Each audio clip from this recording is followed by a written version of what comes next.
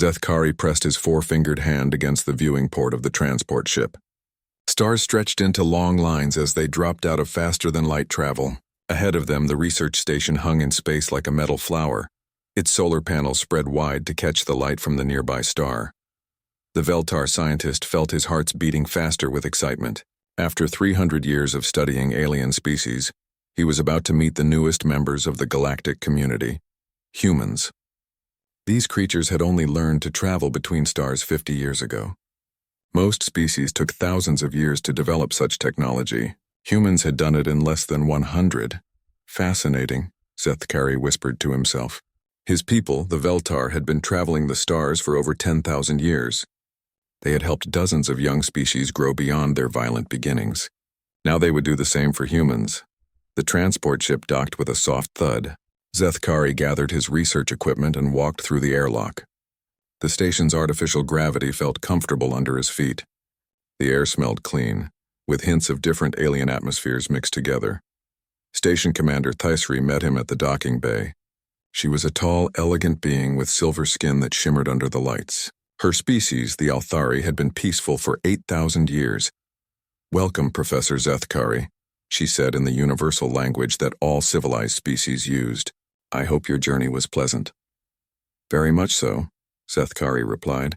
"I am eager to begin my research on the human subjects." Thaisri's expression grew slightly troubled. "About that, I must warn you. Humans are still quite primitive. They have violent tendencies that we're working to correct. We keep them in the lower levels of the station doing simple work." Zethkari nodded. This was normal. Most young species went through a violent phase before they learned better ways. His own people had been warriors once long ago, before they discovered the wisdom of peace. "They are supervised at all times," Thaisri continued as they walked through clean white corridors. "We cannot allow them near sensitive equipment. Last month, one of them modified a mining drill into some kind of weapon during a training exercise. They called it improving efficiency. They passed groups of different aliens working together. Zethkari saw the peaceful Grex with their tentacled faces, the wise Korvani with their large eyes, and the gentle Sithrak with their flowing movements. All of them had learned to live without violence. All of them had evolved beyond their savage beginnings. "Here we are," Thaisri said, stopping at an observation deck. Through the reinforced glass, Zethkari could see the human work area. His first sight of humans was disappointing. They looked so ordinary. 2 arms, 2 legs, 1 head, just like dozens of other species. They were smaller than Veltar, but moved with quick, efficient motions. Their skin came in different colors from pale pink to deep brown. Some had hair on their heads, others did not. "They seem harmless enough," Zethkari observed. "Do not let their appearance fool you," Thaisri warned. "They are deceptive. They appear calm, but inside they carry the capacity for terrible violence. We have recorded over 5,000 wars in their short history. They have weapons designed specifically to kill their own kind." Zethkari watched as a human female with dark hair carefully examined what looked like plant samples. She moved gently, as if afraid to damage the delicate specimens. Another human, a large male with brown skin, was repairing some equipment with surprising skill. "That female is Dr. Sarah Chen," Thaisri said. "She studies ocean life from their homeworld. The male is Marcus Torres. He used to be a soldier, but now he fixes machines. We allow them these simple tasks." "They seem peaceful now," Zethkari said. "Yes, we have trained them well, but you must understand this peace is only surface deep. Beneath it, they are still predators. Their emotions rule them. They form intense bonds with each other that cloud their judgment. They will fight over the smallest insults." Zethkari made notes on his recording device. This was typical of young species. They had to learn to control their feelings before they could join the civilized galaxy. Over the next few days, Zethkari settled into his research routine. The station was huge, with over 2,000 beings from 30 different species. Most were scientists working on terraforming projects, changing dead worlds into places where life could grow. It was peaceful, important work. The humans were kept separate from the main research teams. They worked in groups of 20 or 30, always watched by security. But Zethkari noticed something strange. The humans seemed to work together better than many other species. When one of them had trouble with a task, others would help without being asked. They shared food, told stories, and seemed to genuinely care about each other. Zethkari decided to interview some of them directly. Tisri gave him permission, but only with guards present. He met Dr. Chen in one of the smaller labs. She was examining samples of alien coral, making careful notes. When she saw him, she smiled, a gesture that showed her teeth. On some species, this would be a threat, but human smiles seemed different, warmer. "Professor Zethkari," she said in careful universal language, "I've heard about your research. It's an honor to meet you." Zethkari was surprised by her politeness. Most primitive species were suspicious of strangers. "Tell me about your work, Dr. Chen," he said. Her eyes lit up with enthusiasm. "I study how life adapts to new environments. On Earth, that's our home world. Life found ways to survive in the deepest oceans, the hottest deserts, even in ice. Life is incredibly tough and creative. And this interests you? Oh yes, every living thing has something to teach us. Even the smallest creatures have found amazing ways to survive. Sometimes the most fragile-looking things are actually the strongest." Zethkari found himself impressed by her passion. Most young species focused only on conquest or territory. This human seemed genuinely curious about the universe. Later he spoke with Marcus Torres. The former soldier was different, quieter, more watchful. His eyes seemed to see everything around him. "Do you miss being a warrior?" Zethkari asked. Marcus was quiet for a long moment. "I was never a warrior, Professor. I was a protector." "There's a difference. How so?" "Warriors fight for glory, for conquest. Protectors fight to keep others safe." "I never wanted to hurt anyone."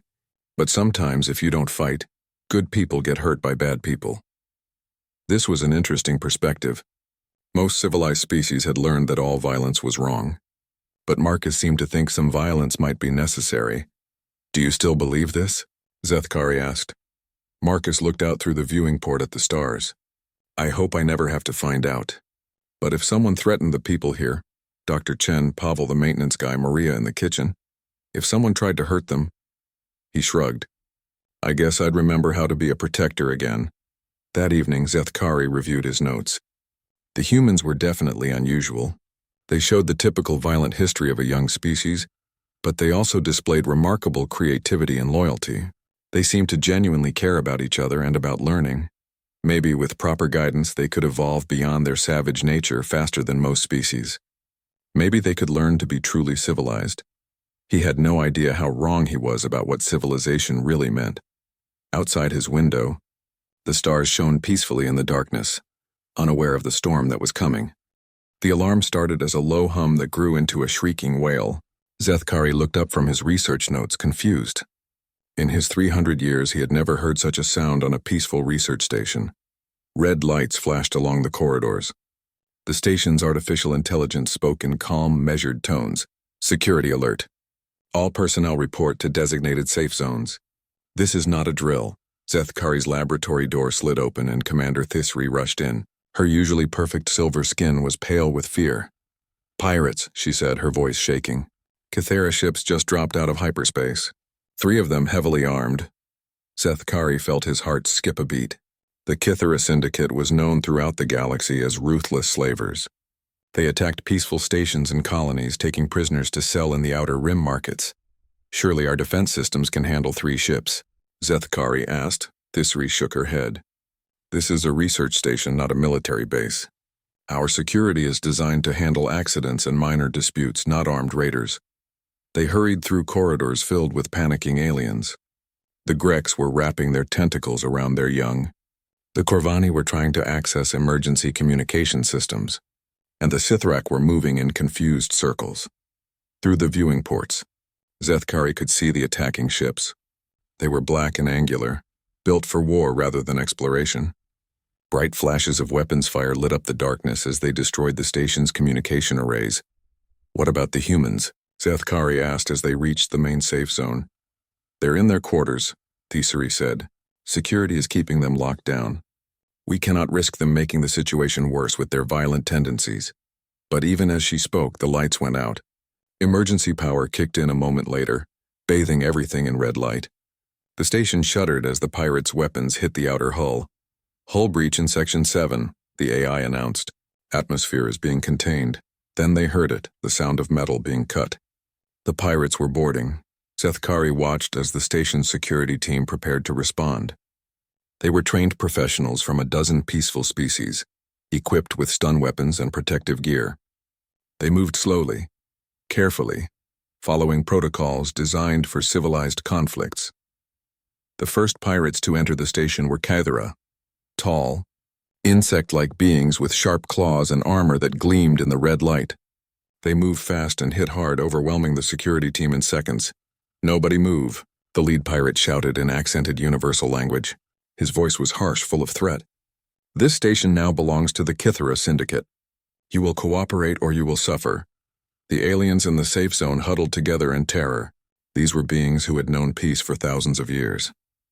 They had no experience with real violence, no understanding of how to fight back.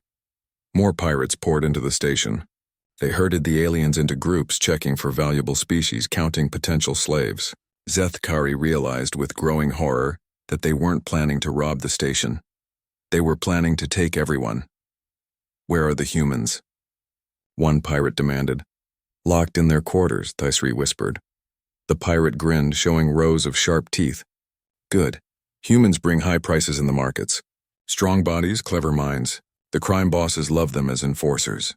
20 minutes later, the pirates had complete control of the station. They had disabled all weapons, secured all exits, and rounded up most of the inhabitants. But they were growing impatient. "Too slow," their leader growled. "Some of these soft aliens are hiding. We need to motivate them." He grabbed a young Grek scientist and held a blade to its throat. The creature's tentacles writhed in terror.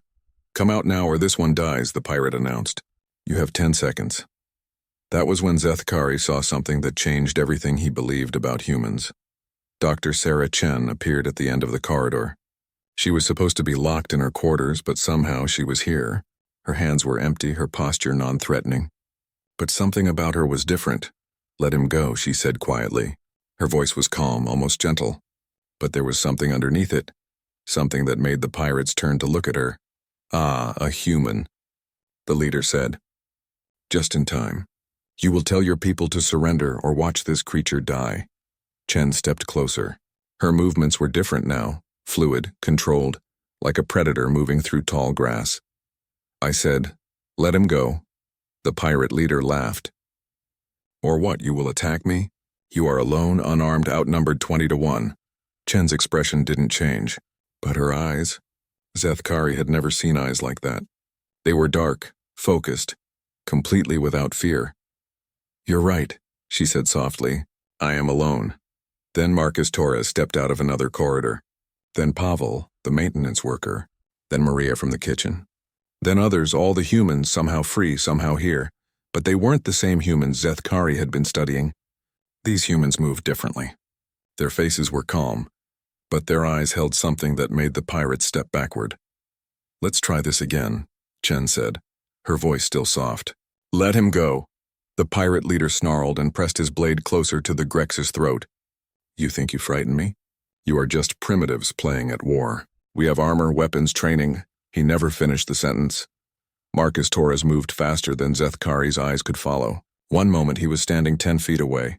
The next he was behind the pirate leader, one arm wrapped around the alien's throat, the other holding the fallen blade. "Drop your weapons," Torres said quietly. His voice was calm, almost conversational. But every pirate in the corridor heard the death in it. For a moment nobody moved. Then one of the pirates raised his weapon. Pavel, the maintenance worker who had seemed so harmless, was suddenly there. His tool belt was full of improvised weapons. Sharp metal pieces, chemical sprays, electrical devices. The pirate's weapon sparked and died in his hands. "Bad idea," Pavel said cheerfully. That was when the fighting started, but it wasn't fighting like Zethkari had ever imagined. The humans didn't charge forward with wild screams. They didn't let emotion overwhelm them. Instead, they moved like pieces of a single organism, each one knowing exactly where the others were, what they were doing. Chen used her knowledge of alien biology to target weak points with surgical precision. Torres moved through the enemies like death itself, quick and quiet and absolutely certain. Pavel turned every piece of equipment in the corridor into a weapon. Maria appeared and disappeared like a ghost, striking from unexpected angles. In less than 2 minutes, half the pirates were down. The rest were retreating, calling for backup. "Fall back," their leader gasped, still held in Torres's iron grip. "Fall back to the ships." But Torres shook his head. "No," he said softly. You came here to hurt innocent people. Now you get to learn what happens when you threaten what we protect." Zethkari watched in fascination and terror as the humans began to hunt. They knew every corridor, every maintenance shaft, every hiding place in the station. They turned the lights off in some sections, using their better night vision to attack from darkness. They used the station's own systems against the invaders, sealing blast doors to trap them, venting atmosphere in empty sections to force them into kill zones. The pirates had come expecting to fight researchers and scientists. Instead, they found themselves trapped in a maze with creatures that seemed to read their minds, anticipate their moves, strike without warning. Zethkari realized he was watching something unprecedented in galactic history, a species that had learned to make war into an art form, but only used it to protect others. The humans weren't fighting for conquest or glory. They were fighting because they could not tolerate the strong preying on the weak. They were fighting because someone had threatened their pack, and for the first time in his long life, Zethkari understood that there might be something more evolved than peace. There might be the wisdom to know when peace was not enough.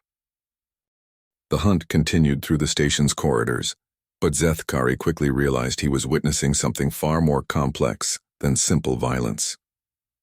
The humans moved with a deadly efficiency that spoke of thousands of years of evolution, but also with a precision that could only come from deep intelligence.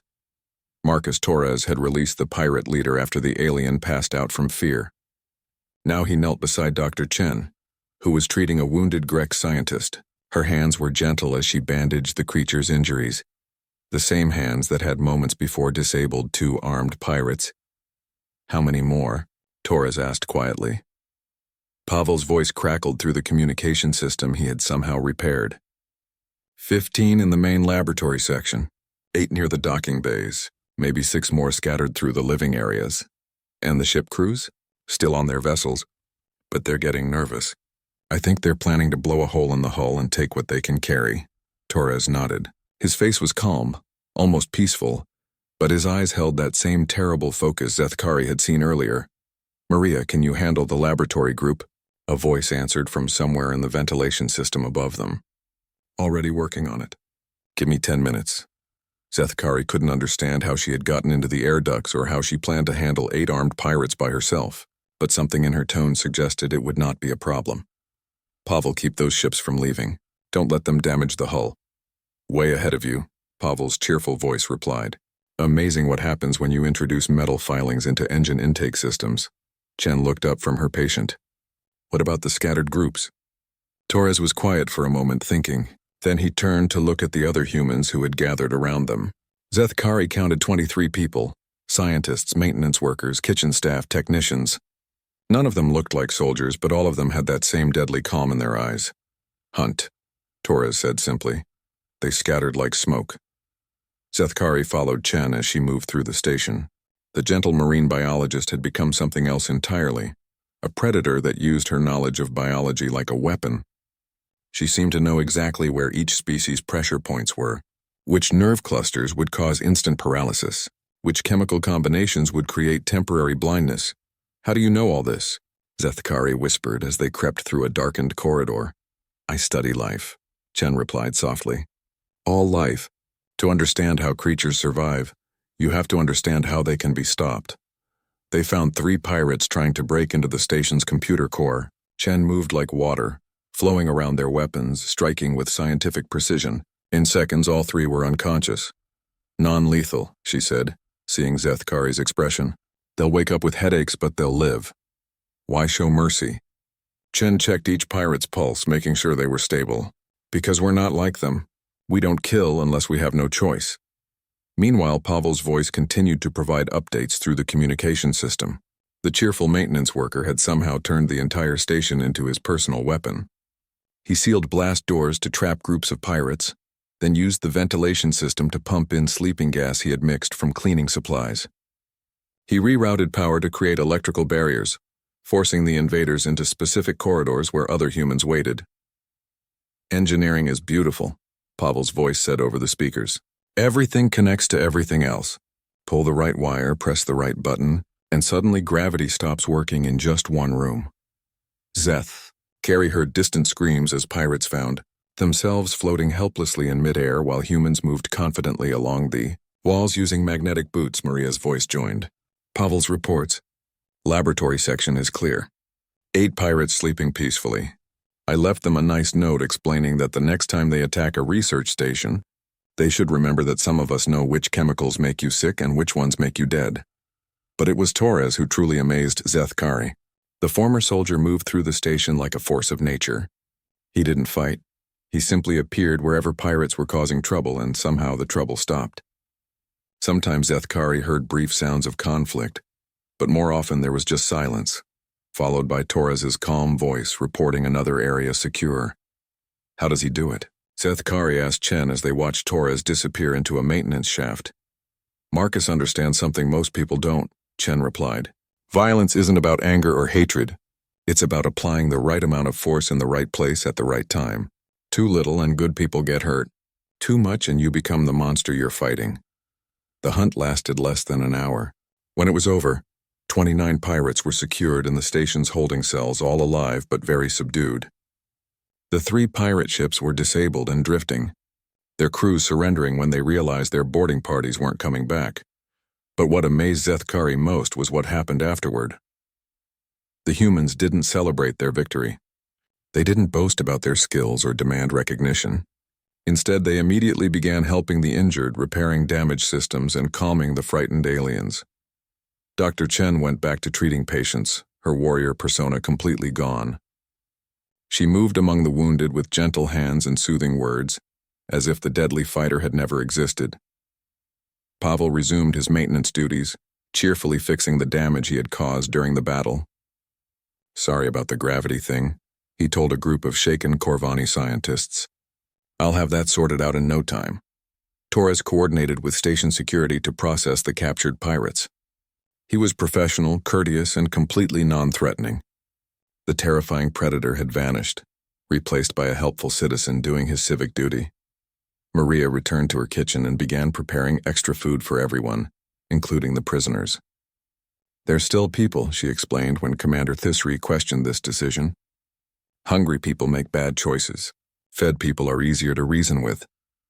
Zethkari spent the next several hours interviewing the humans, trying to understand what he had witnessed. Their answers were both simple and profound. We protect what we love, Chen told him. It's not complicated.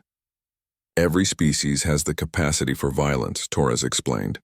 The question is whether you use it to take or to protect. Predators hunt for food. Guardians hunt to keep their families safe.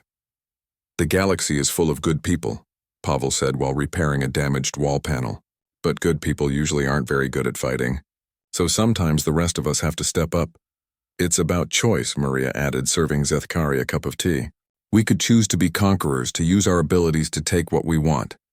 Instead, we choose to be protectors. That choice is what makes us human. As the station settled back to normal, rescue ships arrived from the nearest civilized worlds.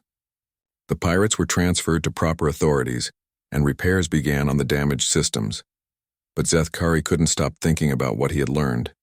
These humans weren't primitive savages who needed to be taught civilization. They were something the galaxy had never seen before, a species that had learned to harness their capacity for violence in service of protecting others. They had evolved beyond the simple choice between peace and war. They had discovered a third path, the warrior protector, capable of terrible violence but choosing to use it only when gentleness served evil. Commander Thisri approached him as he stood at a viewing port, watching the stars. Your research subjects performed adequately, she said stiffly. Zethkari turned to look at her. They saved this station. They saved all of us. Yes, well, their violent nature was useful in this one instance. But we cannot allow such behavior to become normal. They must learn proper civilized responses to conflict. Zethkari thought about what he had witnessed, the precision, the restraint, the protection of innocence, the mercy shown to defeated enemies, Commander, he said quietly. I think they already know. For the first time in his long life, Zethkari began to wonder if his people's definition of civilization might be incomplete. 3 days after the attack, Zethkari found himself unable to focus on his original research. His notes on human primitive behavior seemed meaningless now. How could he write about their violent tendencies when he had seen them show more restraint than any civilized species would have managed? The station had returned to normal operations with surprising speed. The humans had worked around the clock to repair damage, often alongside the same aliens who had previously viewed them as dangerous primitives. Now those aliens watched the humans with a mixture of gratitude and confusion. Sethkari decided to conduct new interviews. He needed to understand what drove these remarkable beings. He found Dr. Chen in her laboratory, once again examining coral samples with the same gentle care she had shown before the attack. It was hard to believe this quiet scientist had disabled armed pirates with surgical precision just days ago. "Dr. Chen," he said, "may I ask you about what happened during the pirate attack?" She looked up from her microscope and smiled. "Of course. Though I should warn you, I'm not proud of what I had to do." This surprised Sethkari. "Not proud? You saved lives. You protected innocence. Yes, and I'm glad I could do that. But taking action against other beings, even violent ones, isn't something to celebrate. It's something you do because you have to, not because you want to. But you were so effective, so controlled. How did you learn to fight like that?" Chen was quiet for a moment, organizing her thoughts. "On Earth, we have a saying, the strong should protect the weak. It's not just words, it's a responsibility. When you have the ability to help others, you have the duty to do so." She gestured to her coral samples. "These creatures survive in some of the harshest environments on our planet. They protect entire ecosystems by building reefs that shelter thousands of species. They don't fight for territory or resources. They fight to create safe spaces for life to flourish. And you see humans the same way?" "Some of us, yes. We're not all warriors, Professor. Most humans are farmers, teachers, artists, scientists. But some of us learn to fight so that the others don't have to." Sethkari made notes on his recording device. "Your species has specialized roles for violence?" "Not exactly. We all have the capacity for violence. That's part of being human. But we also have the capacity for choice. I chose to study life because I love learning about how creatures adapt and survive. Marcus chose to be a protector because he couldn't stand seeing good people suffer. Pavel loves making things work better. Maria enjoys feeding people. But when threatened, you all became warriors." Chen nodded slowly. "When someone threatens your family, you discover capabilities you didn't know you had. But that doesn't make you a warrior. It makes you someone who loves something more than your own safety." Later, Sethkari spoke with Marcus Torres. He found the former soldier in the station's gymnasium, practicing what looked like a complex form of combat movement. But Torres moved slowly, precisely, like he was performing a dance. "This is martial arts," Torres explained, continuing his flowing motions. "It teaches us to control violence, not unleash it." "I don't understand." "I saw you fight the pirates. You were devastating." Torres completed his form and turned to face Sethkari. "Exactly. I learned to be dangerous so I would understand the full cost of violence. When you know how easy it is to hurt someone, you become very careful about when and how you use that knowledge. Your people study violence to avoid it. We study it to understand it. Violence is like fire, Professor. It can cook your food and keep you warm, or it can burn down your house. The secret is knowing how to control it." Torres sat down on a bench and gestured for Sethkari to join him. "Tell me about your people's history. How did the Veltar achieve peace?" "We evolved beyond our aggressive instincts," Sethkari said proudly. "Through thousands of years of philosophy and science, we learned that violence solves nothing. We became civilized. And what happened to those who refused to give up violence?" The question surprised Sethkari. "They were removed from society, sent to isolated worlds where they could not harm others." "So you achieved peace by exiling anyone who might disrupt it?" Sethkari felt uncomfortable. "It was necessary. They were dangerous," Torres nodded thoughtfully. "What happened when other species threatened you?" "Pirates, conquerors, slavers. We negotiated. We found peaceful solutions. And if negotiation failed?" Sethkari was quiet for a long moment. "Other species defended us. The Elthari, the Corvani. They had maintained some defensive capabilities. So your peace depends on others being willing to fight for you." The words hit Sethkari like a physical blow. He had never thought about it that way before. Torres continued gently. "There's nothing wrong with being peaceful, Professor. The galaxy needs people who create, who study, who build. But it also needs people who are willing to stand between the builders and those who would destroy what they've made. But violence is primitive. It's what young species do before they learn better. Is it? Torres asked. When I fought those pirates, was I acting primitive? Or was I using millions of years of evolution, combined with training and discipline and moral choice to protect innocent life? Zethkari didn't have an answer. That evening, he sought out Pavel and Maria. He found them together in the station's common area, teaching a group of alien children a human game involving colored balls and quick reflexes. The children were laughing, their various parents watching with amusement. You seem to have many skills beyond maintenance and cooking, Zethkari observed. Pavel grinned. Everyone has hidden talents. You just don't discover them until you need them. How did you learn to turn the station's systems into weapons? I didn't learn that specifically, Pavel said, catching a ball and tossing it to a young Grex. I learned how everything connects. Once you understand how a system works, you can make it do whatever you need. Including violence? Pavel's expression grew more serious. Including protection. There's a difference, Professor. Maria joined the conversation while still keeping one eye on the playing children. My grandmother used to tell me a story about wolves and sheep. She said the world has 3 kinds of people: sheep, who are gentle and need protection; wolves, who prey on the sheep; and sheepdogs, who have fangs like wolves but use them to protect the sheep. And humans are sheepdogs? Some of us, Maria said. Not all. Most humans are sheep, and there's nothing wrong with that. The galaxy needs gentle people who create art and music and poetry, but it also needs a few sheepdogs to make sure the wolves don't destroy everything beautiful. Zethkari watched the alien children playing with their human teachers. These beings who had so recently terrified armed pirates were now patiently showing youngsters how to catch a ball. How do you maintain the balance? He asked. How do you keep the capacity for violence without becoming violent? Pavel and Maria exchanged a look. Love, Maria said simply. You fight for what you love, not against what you hate. Love makes you strong, but it also makes you careful. You don't want to become something that would frighten the people you're trying to protect. And responsibility, Pavel added. Every human child learns that power must be balanced with responsibility. The stronger you are, the more careful you must be. But surely some humans abuse their power. Of course, Maria said sadly. Some dogs go bad and become wolves themselves. That's why the rest of us have to be ready to stop them. Evil isn't something that only exists in other species, Professor. It's something we all have to guard against in ourselves.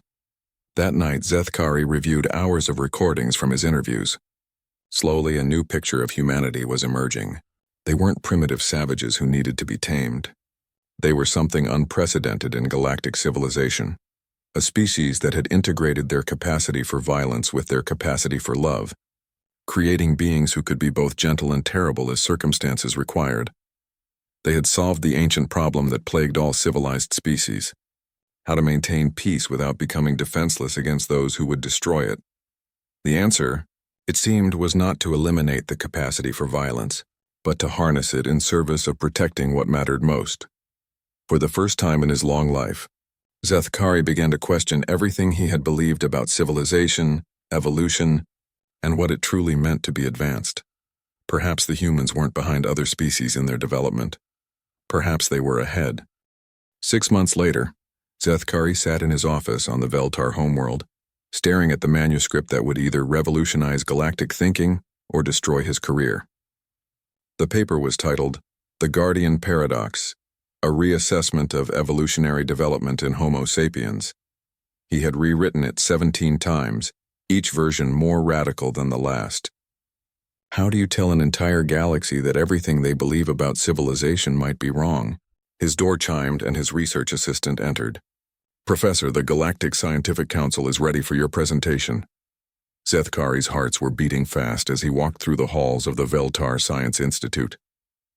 Representatives from 47 different species had come to hear his findings about humans. Most expected a typical xenobiology report about a primitive species learning to control their violent impulses. Instead, they were about to hear something that would challenge the fundamental assumptions of galactic civilization. The auditorium was packed. Zethkari saw familiar faces in the audience: Commander Thisri, several Corvani philosophers, representatives from the peaceful Grex Confederation, and in the back, a small group of humans led by Dr. Chen and Marcus Torres. Zethkari activated his presentation and began to speak. Honored colleagues, I stand before you today to share findings that have forced me to reconsider everything I believed about evolution, civilization, and the nature of advanced species. He clicked to his first slide, showing images from the research station. 6 months ago, I went to study what I assumed was another young species struggling with primitive, violent instincts. I expected to document their gradual evolution toward the peaceful state that characterizes all truly civilized beings. The audience murmured agreement. This was the standard pattern. Young species were violent, older species were peaceful, and wisdom meant learning to suppress aggressive impulses. Instead, Zethkari continued, I witnessed something unprecedented. When faced with genuine evil, these supposedly primitive humans displayed not uncontrolled aggression, but the most sophisticated application of force I have ever observed. He clicked to video footage from the pirate attack. The audience watched in fascination as the humans moved through the station with deadly precision. Notice the restraint, Zethkari pointed out. Every action is precisely calibrated. They use exactly enough force to neutralize threats, no more. They protect non-combatants. They show mercy to defeated enemies. This is not primitive violence. This is advanced ethics applied through physical action. A Corvani philosopher raised a tentacle. But surely, Professor, any civilized species would have found a peaceful solution. Zethkari had expected this question. Would they? When I researched the history of our own peaceful civilizations, I discovered something troubling. We have not eliminated violence. We have simply made ourselves dependent on others to provide it for us. The auditorium grew quiet. The Veltar maintain peace because the Althari military protects us. The Grex avoid conflict because they can call on Corvani defense fleets. The Sithrak build beautiful art because other species handle their security needs. He clicked to his next slide, showing galactic military statistics. Every peaceful species in this room depends on a small number of warrior races to defend them against pirates, slavers, and conquerors. We have not evolved beyond violence, we have specialized it, pushing it to the edges of our society while maintaining the comfortable illusion that we are above such things. The audience was becoming restless. These ideas challenged their fundamental worldview. Humans have chosen a different path, Zethkari continued. Rather than eliminating their capacity for violence, they have integrated it with their capacity for love, loyalty, and moral judgment. The result is a species capable of both creating beautiful art and defending it against those who would destroy it. He showed footage of the humans after the battle. Chen treating patients, Pavel repairing damage, Taurus coordinating with security, Maria feeding everyone, including the prisoners. They do not enjoy violence. They do not seek it out. But when it becomes necessary to protect innocence, they are capable of precise, effective, morally guided action. They have solved the fundamental problem that all civilized species face: how to maintain goodness in a universe that contains evil.